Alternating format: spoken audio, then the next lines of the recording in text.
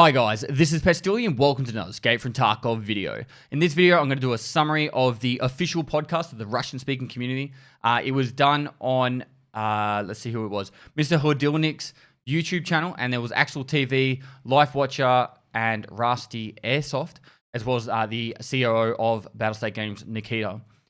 They spoke about plenty of different topics, and so without further ado, let's crack straight into it. Also, before I go any further, I want to do a massive shout out to SneakyRussian or SneakyRussian 007, who live translated this for me. He watched the entire podcast, translated it to English, and gave me heaps of feedback and answered my questions too. So I'll put a link down below. Also, there'll be the podcast, a link to him, and make sure you go give him a follow. He's a really cool dude and really helpful. He's done a lot of these translations for me in the past. And yeah, let's get into it. So first up, the podcast was actually done 2 days ago. It was on the same day as the patch of the Captcha and the 1911. So it was slightly before that actually was released. Nikita spoke very briefly about it being a technical patch, and they put in a lot of logs and tracking for bugs, as well as stuff that will help assist with the battle eye. They did speak a large portion about cheating, and I'll get into that bit in a second. But their current efforts at the moment is all to do with 0.12.6, and that is their primary workload, as well as working on stuff coming out in the future, being 12.7, etc. And the patch is actually ready, but they're still in the test phase, making sure all those bugs are sorted. They did speak quite considerably about the Find and Raid flea market and how it's going to be implemented. It's pretty much everything we've already covered. So any items that you actually found in Raid or discovered in Raid will be able to be sold on the flea market, crafting items, etc. But if someone brings in an item that they've a part of their loadout, that will not be counted as found in Raid because it was brought in from some other player. Unfortunately, at the moment, a third of the whole workload that Battlestate Games is really working on at the moment is mostly bug fixing, plugging holes in the games, like all the fixing exploits and fighting the cheaters that are out there. So they wish that this workload wasn't required, but it takes up a large portion of their time, and they want to put a lot more effort into just developing the game.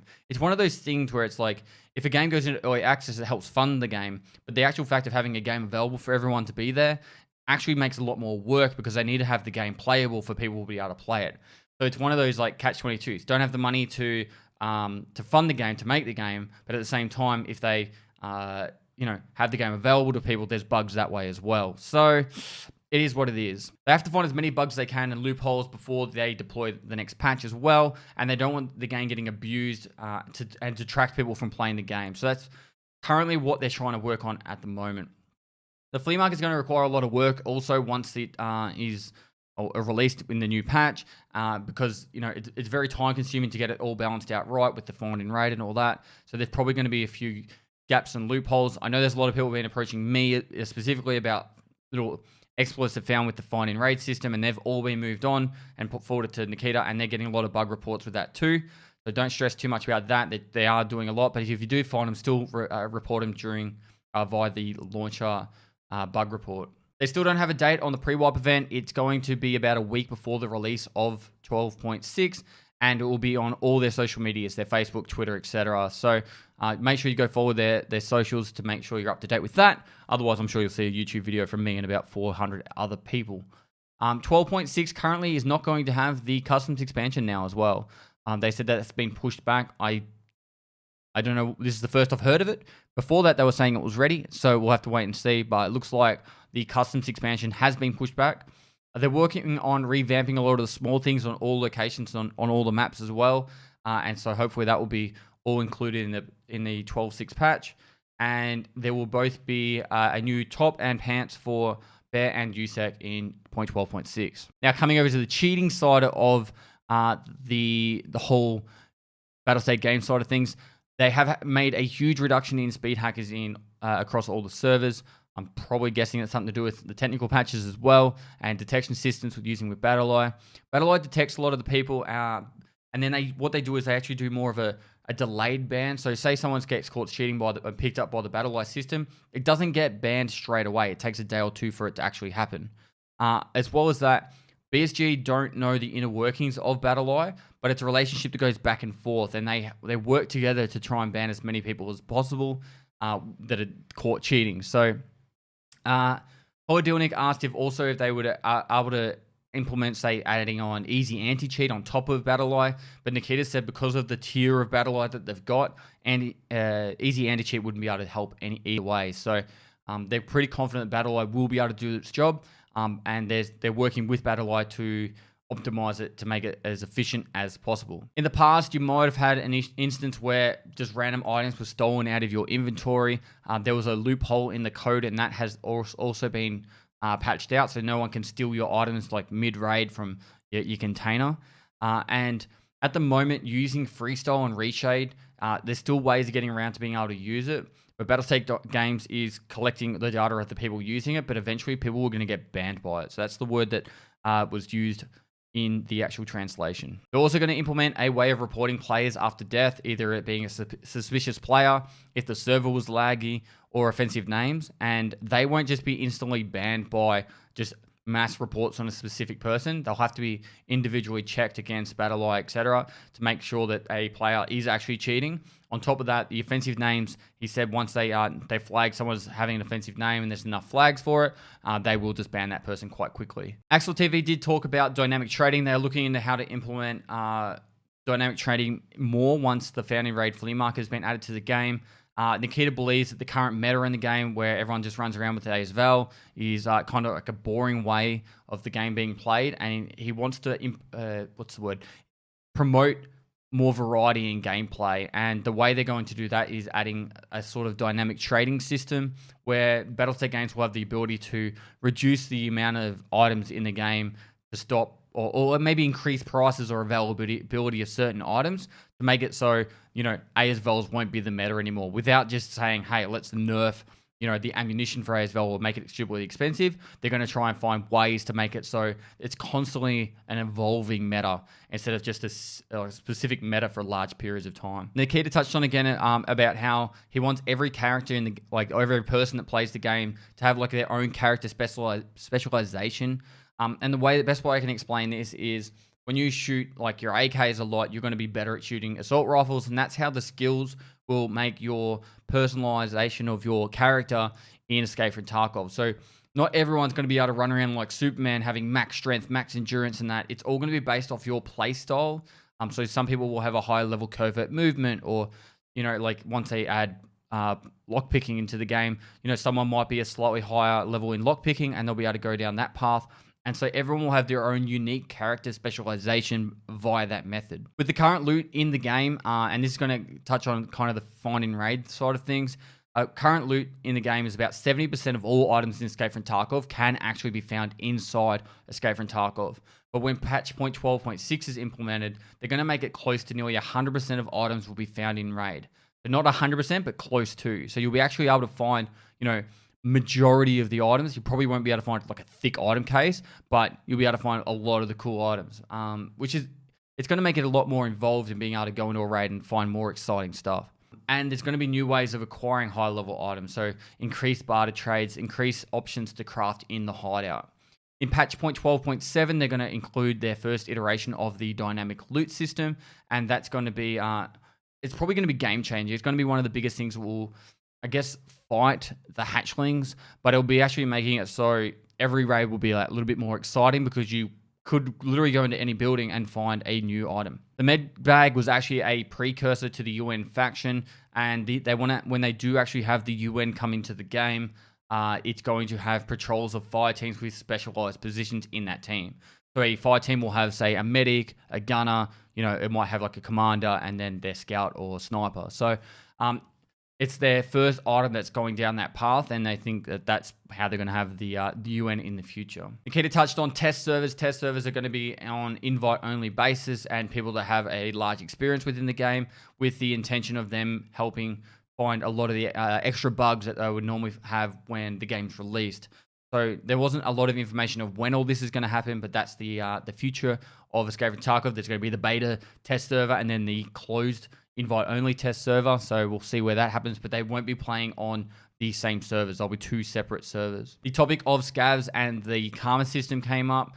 Scav Karma will involve something along the lines of, if you actually shoot other Scavs or Scav bosses, you will have an increased cooldown. and also that if you have a bad karma as a scav, then when you even go close to a scav boss, the scav boss will aggro on you faster or aggress on you faster and then kill you. He also brought up the idea of having a comms wheel just similar to the normal PMC side of things, where you'll be able to actually say, hey, follow me, etc. as a scav, and have more options to be able to talk via that method. They touched on the Scav DLC. In the past, it's been called Scav Life, and you will have the ability to play as a scav boss, apparently, so that should be pretty cool. With the arena mode, it was a very brief talk about the arena mode. There is going to be a boss mode in there, which I don't know if that means you're actually going to fight bosses, or you are going to put bosses against bosses as like a simulation system. When it was being translated, I kind of couldn't understand it exactly, but it does sound like there's going to be a PvE element to the arena mode, as well as the PvP element. The Shoreline Scav boss, the Senator, is going to have the ability to hide items within the resort, and it's going to be on a dynamic system, so it won't be the same every time. He'll be able to hide it in different areas, and they are currently in the process of recording the voice lines for that Scav boss. And Nikita did touch on the fact that they wanted to have anyone who has skills, a professional voice artist or actor, to help out with the development of more voice lines for Escape from Tarkov. So I think it's like maybe HR@battlestategames.com, if I remember rightly.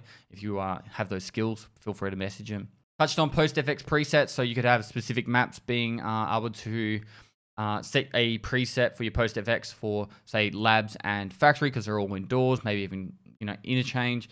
And then you'd have another preset for other maps, for all the outdoor ones. Nikita noted down the idea, but left it pretty much there. And same with flea market presets. You can actually switch between different presets there. Also noted down by Nikita. Moving over to patch 0.13. Now, this is going to be quite a while away, so don't even think it's going to be anytime soon. Potentially, it could be the end of the year. Modular pouches will be available on patch 13. And that's where they're going to have it. So you'll pretty much have an empty plate rig, and then you'll be able to buy all the different pouches and modulate it however you want. So, you could have dumb pouches or, mag pouches, etc. Nikita also said that flashlights are bugged at the moment, and they're meant to mostly just blind other people, not yourself. And I'm sure you've used a flashlight before, plenty of times, it blinds yourself more than it blinds someone else. Moving over to Voip, there was a pretty in-depth conversation about Voip. Nikita brought up the point about using it within a test environment first and a controlled environment before going completely public with it. He seems to be like jumping back and forth all the time with how they're going to use Voip. If they're not, the point I just want to make, Voip will be perfectly fine in Escape from Tarkov as long as there's a single hotkey you can press to mute it. So then some people can just go, hey, I don't want to have Voip on. Hey, I want to have Voip on. And they can just turn it off and on whenever they feel like it. If they don't have that option, it'll be trash. But any other game that has Voip usually has that option, and it should be pretty sweet with that. Compass should be in the game around patch 0.12, 0.8, 0.9, 13, 14, 15. Who fucking knows? They brought up the compass so many times. It's going to be in the game eventually. But at the moment, patch 0.12, 0.8. I swear I've got a video somewhere. It's going to be 0.9. So let's go with that. Like as in 0.9 flat. Anyway. Custom expansion, the summary of it is they're connecting old gas to construction. That's pretty much the only points I got about that there. The Tarkov Book, they did originally have 2 Tarkov books up on the website. One of them was translated into English. The second one wasn't. And if you bought them, you were able to get extra items in the game every time you reset or there was a wipe. They've been taken down. They're working on a third one, I think, or they're translating the second one, and they're going to be re-releasing them eventually. No idea when. The Raid Episode 4 is meant to be or due to be released mid-May. BSG merch. The merch for the whole of the game, I've got a sample of it here that I used during one of my charity streams. That is still kind of in the end states of being released. The issue they had was a lot of it got put on pause because of COVID-19. But they've pretty much set up the website and they're waiting to release it. To my understanding, they're going through the final details of getting that merch released, and you should be able to buy some of your favorite items from within the game. They touched on with the flea market that there's going to be a Captcha. To my understanding, and this is how I hope it happens, say you buy like 1 or 2 items on the flea market, you won't get the Captcha. But say you're buying like 40 items really quickly, or even just say like 5 or 6 items really quickly, at random times you'll have to fill out a Captcha just to make sure you're not a bot. So, like I said, I hope that they don't just make it every single time. If that's the case, it's going to be shit. But if they make it that, You could, if you buy like 10 items within say 2 minutes, then you'll get smacked with one just to stop, you know, bots out there trying to do all that dodgy shit. So let's hope that that's how it stays. Also, they're going to change the text on the dollars, euros, and rubles on the flea market. So they're different colors. So it makes sure that it's clear that when you're buying something for dollars, euros, or rubles, that you're not getting ripped off. But he did say that in real life, people would get ripped off on a flea market. So if you're one of the ones that get ripped off, then that's your own fault. Summon. Open world role. So he's saying that also later on the game, when the game goes into open world, then you should be able to get have more specialization. Going back to how I said it earlier, if you're really good at lock picking, for example, you'll might have a role when you go in as a squad that you're going to be doing a lot of the lock picking, and also specific roles within fire teams. The Reaper IR or Reap IR view distance is actually a bug. And as much as I like it being unlimited, apparently it's a bug and it's going to get fixed. I can't believe so many people complained about it, but sure, whatever. And lastly, but not least, the official Tarkov app was talked about. My understanding, they're just going to keep it very simple initially. It'll have like a bit of like a Wikipedia kind of side of things, very similar to the Veritas app, which was the Battle Buddy. But it's also going to have access to your inventory, crafting, and some other stuff like that. The way I wish the official Tarkov app would be completely released would be everything you can do within a hideout should be there. So eventually, if you can use the flea market from the hideout, then you should be able to do it from the app. But the way I see it is you should have pretty much your hideout view, and then you can craft, move stuff around your inventory because you can get to your stash from there, and all that stuff all should be kind of in the app. But we'll have to wait and see. I'm sure that's not going to be anytime soon. Anyway, guys, lots of information here. I've tried to belt feed it out as quickly as possible for you, but hopefully you guys enjoyed it. Still no idea when the wipe's going to be. We're in officially soon status, but once that pre-wipe event kicks in, we'll go into soon status. So lastly, guys, thanks for watching another video. If you liked it, give it a thumbs up. Subscribe for future content. I do stream on Twitch every day of the week. I'm streaming right now. If you got any Tarkov questions, feel free to hit me up on my live stream or down in the comments below. And lastly, I'll see you next time. It isn't over. Never mind, I'll find a PMC like you. I wish everyone was as bad as Veritas.